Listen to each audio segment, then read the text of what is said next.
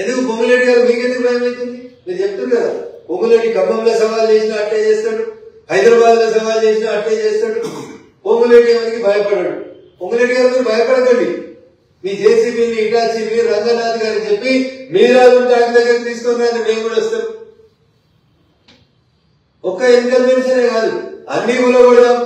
నేను ఒక వకీలే చెప్తున్న పొంగులేటి గారు మీకు 2014లో హైకోర్టు కూలగొట్టమన్న తర్వాత 2024 దాకా ఇన్కన్వెన్షన్ నడిపించి ఆదాయం తీసుకున్నటువంటి హీరోని ముక్కు మిడి ప్రతి పైసా ఆయన దగ్గర నుంచి వసూలు చేసి ప్రభుత్వ ఖజానాలో కట్టుకుని కేటీఆర్ చేసిన 7 లక్షల కోట్లు, కేసీఆర్ చేసిన అప్పు కట్టినందుకు 10 కోట్లు 100 కోట్లు వస్తాయి కదా, తెలంగాణలో ఉపయోగపడతాయి కదా. ఇవి కదా మీరు చేయాల్సింది. నాలా ప్రొటెక్షన్ కోసం జీవోలు వస్తాయి కానీ ఈ రోజు దాకా మీరు పనిచేయలేదు, కేవలం ఆడంబరాల కోసం. ఇంకా చెప్పాలంటే కేటీఆర్ హయాంలో కేసీఆర్ హయాంలో డ్రగ్స్ కేసు, స్కూల్ పిల్లలలో డ్రగ్స్ కేసు, అకున్ సమర్వాల్ గారు ఏం చేసిరో ఈ పక్కనే ఉంటుంది రోడ్ అవుతారా, చాలా మందిని తీసుకొచ్చి 5వ అంతస్తులో కూర్చోబెట్టి ఎంట్రుకలు కత్తిరించి గోర్లు కత్తిరించి ఏడమైంది కేటీఆర్ కి డ్రగ్స్ కేసు. మియాపూర్ భూమిలో కేసు ఏడమైంది, నయీం ఎన్కౌంటర్ కేసు ఏడమైంది. ఇట్లా చెప్పుకుంటూ వస్తే చాలా ఉన్నాయి కేటీఆర్ గారు హయాంలో జరిగింది.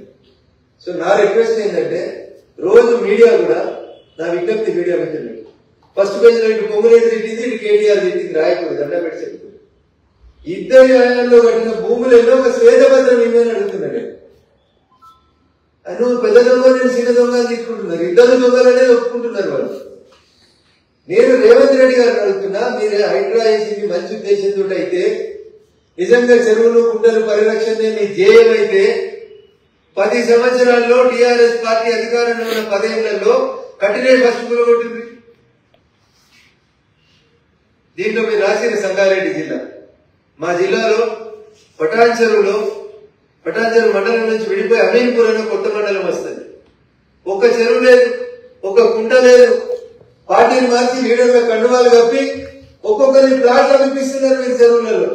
టీఆర్ఎస్ ఉన్నప్పుడు టీఆర్ఎస్ లో ప్లాట్ల మీరు, కాంగ్రెస్ వచ్చినాక కాంగ్రెస్ లో పోయి కండువాలు కప్పి చెరువుల భూములు అమ్ముతూ. మా జిల్లా కలెక్టర్ గారికి స్వయంగా నేను కంప్లైంట్ ఇచ్చిన ఎంపీ అయినాక పొంగులేటి గారు వినబడుతుందని నేను అనుకుంటా. ఆ కంప్లైంట్ తెప్పించి ఆ చెరువులలో మట్టి పోసిన లీడర్ని రిమాండ్ చేయండి. What is your problem?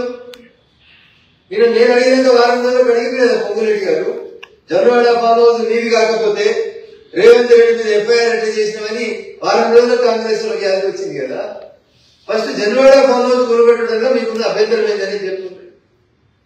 నిజంగా పొంగులేటి గారు మీరు నిజాయితీ వైపు ఉండాలని చెప్తున్నారు కదా, నాకు మీద ఒక సూచన. జూన్ 2, 2014 నుంచి లెక్క తీస్తారా? 1994 కోట్ల విజయభాస్కర్ రెడ్డి గారు మీరాలు కూలగొట్టిన కాడికి లెక్క తీస్తారా? రేపు ఒక శ్వేతపత్రం విడుదల చేయండి. రేవంత్ రెడ్డి గారు చేస్తారా, పొంగులేటి గారు చేస్తారా? చేయండి. ఏ చెరువు, ఏ గుంట, ఎంత కబ్జా, ఎన్ని రోజులలో ఈ లేక్ ప్రొటెక్షన్ చేస్తారు, ఈ గుంటలు తీసేస్తారో ఒకసారి చెప్పండి. నేను ఇంత స్పష్టంగా ఎందుకు అడుగుతున్నా అంటే, టీఆర్ఎస్ జీవో తీసుకొచ్చింది 2021. జీవో తీసుకొచ్చినాక తెల్లారి పేపర్లకు వార్త రాపిస్తారు. ఏమని రాపిస్తారు ఈ వార్త? జిహెచ్ఎంసీ ఎలక్షన్ల కంటే ముందు మధుబాక్ ఎలక్షన్లు అయిపోయినాక టీఆర్ఎస్ లో చేస్తే కొంతమంది మీడియా మిత్రులు రాస్తారు. ఏమని రాశారు? విపక్షాలను ఇరికించేలా బీఆర్ఎస్ స్కెచ్, గ్రేటర్ లో అక్రమ కట్టడాల కూల్చివేత ప్లాన్. తెల్లారంగానే గ్రేటర్ పరిధిలోని ఎమ్మెల్యేల కట్టడాలని మారిపోయింది. 3 రంగులకి, గులాబీ రంగులకు వచ్చినాయి, ఇంకో రంగులకి నీళ్ళకి వచ్చినాయి. ఇది వీళ్ళు పేపర్లలో పెద్ద వార్త రాపిస్తారు. ఇది బీఆర్ఎస్ అధికారంలో ఉన్నప్పుడు కాంగ్రెస్ నిర్దేశించి రాపించిన వారు. ఇలా మరి రేవంత్ రెడ్డి గారు ముఖ్యమంత్రి అయ్యారు, మస్తీ చేస్తున్నాడని కొంతమంది అనుకుంటారు. వీళ్ళు ఇంకో పేపర్లో రాపించారు. ఏమని? బీఆర్ఎస్ నేతల భూ కబ్జాలపై యాక్షన్ షూరు. ఎందుకంటే బీఆర్ఎస్ కాంగ్రెస్ అని కొట్టురు, ఎంఐఎం అని కొట్టురు, ఎవరైనా తొవ్వదొప్పి మా బీజేపీ ఉంటే వాళ్ళే కూడా కొట్టురు. అదంటలేం కదా, అన్ని కొట్టేసేది. ఈ వీక్ లేదు కదా. మా మీడియా మిత్రులు ఈ క్లాస్ లో వాడకూడదు దయచేసి. బీఆర్ఎస్ నేతల భూ కబ్జాలపై యాక్షన్ షూరు. పలు జిల్లాలో రంగంలోకి దిగిన ఆఫీసర్లు ఎవరు పట్టుకొచ్చింది? పట్టుకొస్తే కేటీఆర్ పట్టుకురావాలి కదా రేవంత్ రెడ్డి అనేటోడు. జొన్నవాడలో ఫామ్ హౌస్, దొంగ ఫామ్ హౌస్ అని డ్రోన్ ఎగిరేసింది ఎవరు? రేవంత్ రెడ్డి కదా. ముఖ్యమంత్రి అయిన 10 నెలలలో ఆ రోజు అది ఇల్లీగల్ అయిన రేవంత్ రెడ్డి ఈరోజు ఎందుకు కొడుతున్నాడు? ఈ ఒక కేసుల నమోదు, కూల్చివేతల ప్రారంభం, ఖమ్మంలో బీఆర్ఎస్ కార్పొరేటర్లపై కేసు, సూర్యాపేటలో 14 మంది గులాబీ నేతల కబ్జాలపై ఎంక్వైరీ, నిర్మల్ సిద్దిపేటలో భూ ఆక్రమణలపై విచారణ అంటే ఇటు ఎమ్మెల్యే తెల్లని గంటలు మార్చుకోవాలన్నా ఎందుకు ఈ వార్తల సారాంశం ఏంటి? బీఆర్ఎస్ లో ఒకడు కులగొట్టలే, వీళ్ళు కులగొట్టలే, ఇంకొక పేపర్ రాసింది. ఎంత మంచి వార్తలు రాస్తారు. గులాబీ నేతల భూదందాలపై ఫోకస్.